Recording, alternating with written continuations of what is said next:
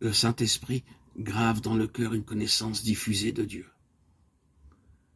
Celle-ci marque un degré de croissance spirituelle, désigné comme le chemin unitif de la communion avec Dieu. Tandis qu'au début, la lumière est surtout communiquée à la pensée. Il s'agit alors du chemin de l'illumination. Les instructions de l'Esprit Saint dans le cœur ne sont possibles que pour ceux qui se sont complètement donnés à Dieu. Toute résistance doit avoir cessé, la volonté doit être amenée en une harmonie parfaite avec la sienne, et l'atmosphère doit rester transparente entre l'âme et Dieu au cours de l'activité journalière. Pourquoi donc Dieu parle-t-il?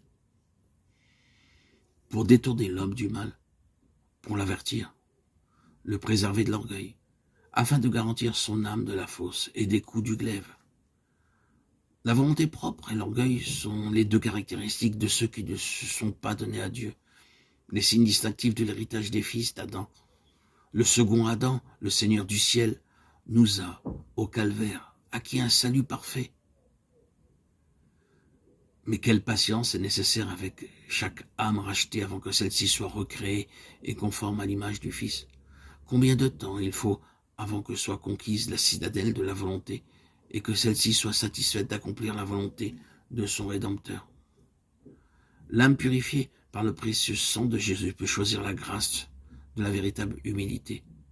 Mais il faut l'action toujours plus profonde de Dieu pour amener l'homme à renoncer à soi-même et à sa propre vie, afin de devenir participant de la vie abondante du Seigneur.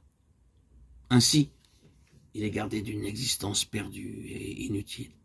Dieu parle encore à ses enfants par l'épreuve de la souffrance. Avec Dieu, dire c'est agir. Et il explique ses desseins en plaçant l'âme dans le creuset. Son âme s'approche de la fosse et sa vie des messagers de la mort. Combien sérieuses alors les réprimandes du Tout-Puissant, combien profonde la conviction quand les leçons du Père Céleste sont comme burinées dans la conscience, avec une pointe rougie au feu. Afin que l'homme abandonne ses projets ou ses plans, Dieu le met à l'écart, pose sa main sur lui, le dépouille de sa vigueur. Alors l'homme prend dégoût la nourriture, sa chair se détruit, sa vie ne tient qu'à un fil.